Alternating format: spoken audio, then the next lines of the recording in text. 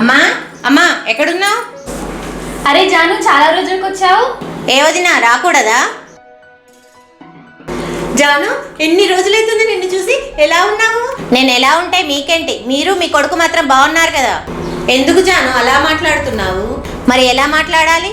నాన్న రిటైర్ అయ్యాక వచ్చిన డబ్బులన్నీ అన్నయ్యకే ఇచ్చేశారు. మీకు ఒక కూతురుందన్న విషయం మర్చిపోయారా? ఆ డబ్బు మీద నాకు హక్కు లేదా?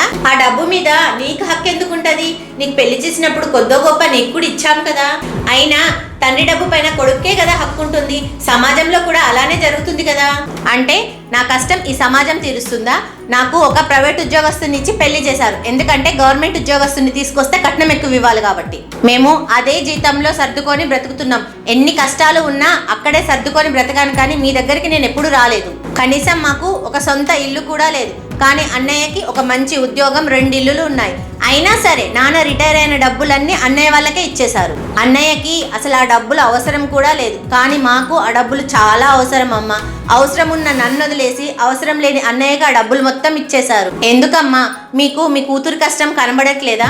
లేకపోతే అన్నయ్య ఒక్కడే మీ కొడుకా? నేను మీ కూతుర్ని కాదా? తల్లిదండ్రి అయ్యుండి మీరే కొడుకుకి కూతురికి మధ్య ఇంత తేడా చూపిస్తే ఇక సమాజం విషయం అయితే చెప్పనక్కర్లేదు. ఎంతసేపు కొడుకుకి ఆస్తి పంచియాలని చూస్తారే కానీ కూతురు ఎంత పేదరికంలో ఉందనైతే చూడరు. ఏ అమ్మా, ఇద్దరికి కూతురు కొడుక్కి సమానంగా ఆస్తి పంచిస్తే ఏమవుతుందమ్మా? ఇద్దరూ సంతోషపడతారు కదా. ఎందుకమ్మా తల్లిదండ్రులు ఇలా ఆలోచించలేకపోతున్నారు? నిజం చెప్పావమ్మా. ఈ లోకంలో ఎలా నడుస్తుందో అలానే చేస్తున్నాము, కానీ మేము చేసేది తప్పన్న విషయం మాత్రం ఆలోచించలేకపోతున్నాము. అమ్మా నాన్న ఆస్తిలో కొడుకుకి కూతురికి సమాన హక్కు ఉండాలి. సరే అమ్మా, నేను మీ నాన్న వచ్చాక మాట్లాడతాను, సరేనా?